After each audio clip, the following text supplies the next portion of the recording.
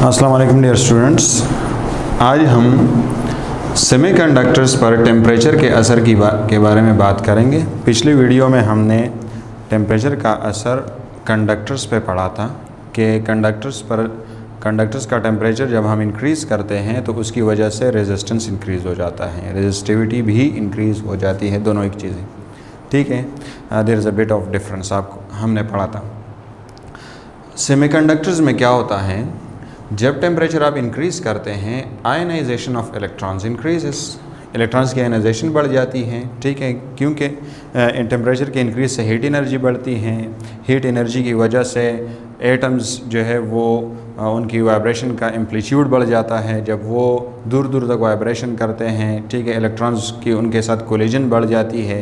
Electrons की collision बढ़ जाती है तो एटम को इसके रिज़ल्ट में बहुत ज़्यादा एनर्जी मिल जाती है, ठीक है, हीट की वजह से।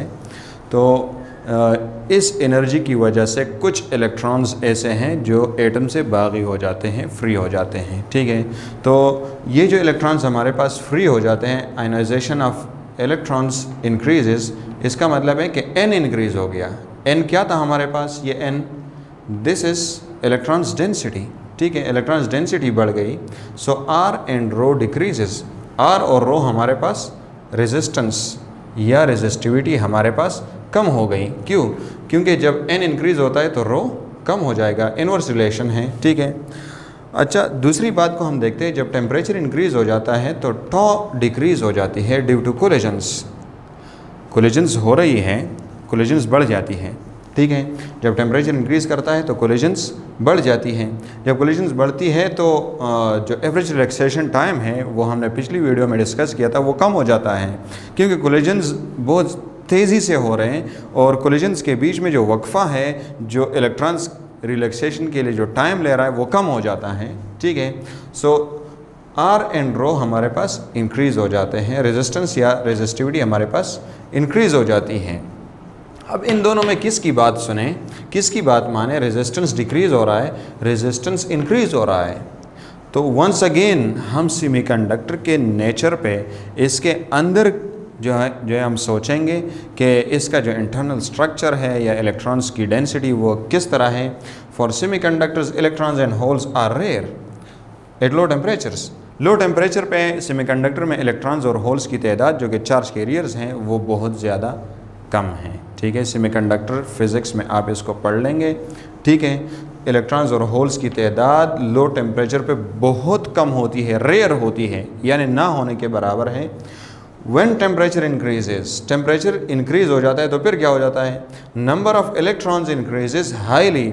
इलेक्ट्रॉन्स सैलाब की तरह निकल जाते हैं, बहुत ज़्यादा इलेक्ट्रॉन्स हमारे पास आ जाते हैं। ठीक है, so increase in electrons is too much higher than decrease in tau, यानी टॉ में जो डिक्रीज़ आ रही है, रिलैक्सेशन टाइम में जो डिक्रीज़ आ रहा है, ठीक है, उससे इलेक्ट्रॉन्स का इंक्रीज़ काफ़ी ज़्यादा है, काफ़ी हाई है।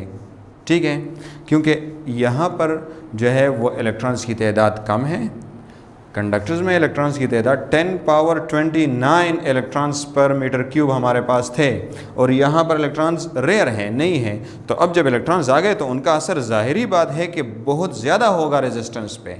तो नंबर ऑफ़ इलेक्ट्रॉन्स का असर रेजिस्टेंस पे ज़्यादा होगा और इलेक्ट्रॉन्स वो जो 10⁻29 के लिहाज से अब भी इलेक्ट्रॉन्स हमारे पास कम हैं। 10⁻29 इलेक्ट्रॉन्स पर मीटर क्यूब के हिसाब से जो कि कंडक्टर्स के इलेक्ट्रॉन्स थे उससे अब भी बहुत ज़्यादा कम हैं। तो एवरेज रिलैक्सेशन टाइम वो हमारे पास उतना असरअंदाज नहीं हो रहा। ठीक है, क्योंकि कोलिजन्स उतनी ज़्यादा नहीं हो रही। ठीक है, सो कोलिजन्स में जो इंक्रीज़ आया है और उसकी वजह से टॉ में जो डिक्रीज़ आया है वो उतना ज़्यादा नहीं है, वो उतना ज़्यादा नहीं है क्योंकि इलेक्ट्रॉन्स की तादाद कम है। तो उनमें जो कोलिजन्स की इंक्रीज़ है वो जो है वो हमारे पास कम आ जाता है। अच्छा, यहाँ पर अक्सर हीट एनर्जी जो है वो आयनाइजेशन में इंक्रीज जो है वो यूज़ हो जाती है। अक्सर हीट एनर्जी आयनाइजेशन में यूज़ हो जाती है। ठीक है, तो कोलिजन्स में बहुत कम एनर्जी इस्तेमाल हो जाती है। ठीक है, दैट्स वाई कोलिजन्स का असर कम होगा और आयनाइजेशन यानी इलेक्ट्रॉन्स के निकलने का और उन इलेक्ट्रॉन्स के फ़्लो होने की वजह से रेजिस्टेंस के कम होने का असर ज़्यादा होगा। तो पहली बात जो है वो हमारे पास वैलिड है और दूसरी बात हमारे पास वैलिड यानी इसका असर कम है, इसका असर बहुत ज़्यादा है। So this is significant and this is not significant. ठीक है। अच्छा, अब रेजिस्टेंस और रेजिस्टिविटी का टेम्परेचर के साथ कर्व इस तरह बनेगा। स्टार्ट में रेजिस्टेंस ज़्यादा है, टेम्परेचर के बढ़ने के साथ रेजिस्टेंस देखें ड्रॉप कर रहा है। ठीक है, स्टार्ट में हमारे पास टेम्परेचर कम हो तो रेजिस्टेंस ज़्यादा है, एंड में हमारे पास टेम्परेचर बढ़ जाए तो रेजिस्टेंस बढ़ जाता है, रेजिस्टेंस कम हो जाता है। सो resistance decreases with increase in temperature. Alloys के लिए क्या सीन है? एलॉयज़ हमारे पास निक्रोम, मैंगानीन इस किस्म की हम जो है वो मेटल्स को कंबाइन करते हैं और उनसे एलॉयज़ बनाते हैं अपनी ज़रूरत के लिए। ठीक है, क्योंकि हम जब बाज़ औक़ात एक्सपेरिमेंट्स करते हैं लैब में तो हम रेजिस्टेंस को एक ख़ास लेवल पे सेट करते हैं। ठीक है, एक ख़ास वैल्यू पे सेट करते हैं। अब हमें नहीं पता होता और टेम्परेचर बढ़ जाता है, टेम्परेचर के बढ़ने की वजह से रेजिस्टेंस बढ़ जाता है मेटल्स का। ठीक है, मेटल्स का रेजिस्टेंस बढ़ जाता है।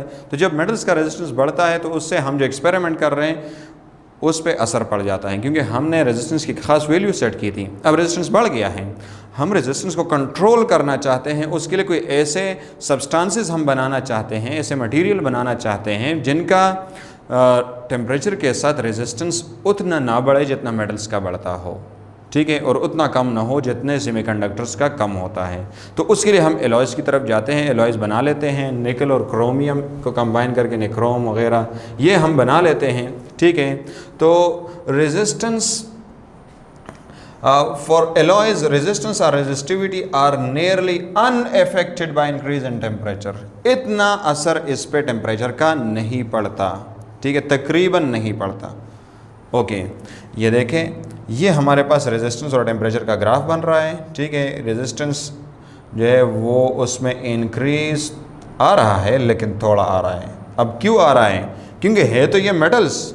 ठीक है, तो मेटल्स की प्रॉपर्टी है कि उनका रेजिस्टेंस टेम्परेचर के साथ बढ़ता है, तो इनका भी बढ़ेगा, लेकिन ये इंक्रीज हमारे पास जो है वो स्लाइट है, कम है। ठीक है, सो ये हमारे पास जो है हमने 3 चीज़ें डिस्कस की। ठीक है, टेम्परेचर के इफ़ेक्ट के बारे में कि कंडक्टर्स के लिए, मेटल्स के लिए, फेवर मेटल्स के लिए टेम्परेचर के इंक्रीज़ के साथ रेजिस्टेंस बढ़ता है। ये बहुत इंपॉर्टेंट बात है, इसको आप याद रखें। ठीक है, सेमीकंडक्टर्स के लिए टेम्परेचर के इंक्रीज़ के साथ रेजिस्टेंस घटता है, कम होता है, और एलॉयज़ के लिए असर बहुत थोड़ा है। ठीक है, सो ये बातें आप याद रखें।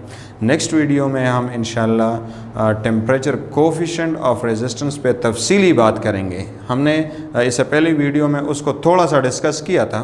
ठीक है, लेकिन हम उस पर MCQs देखेंगे, उस पर क्वेश्चंस पुट करेंगे, किस तरह के क्वेश्चंस आते हैं ईटा में वो डिस्कस करेंगे। Thanks a lot.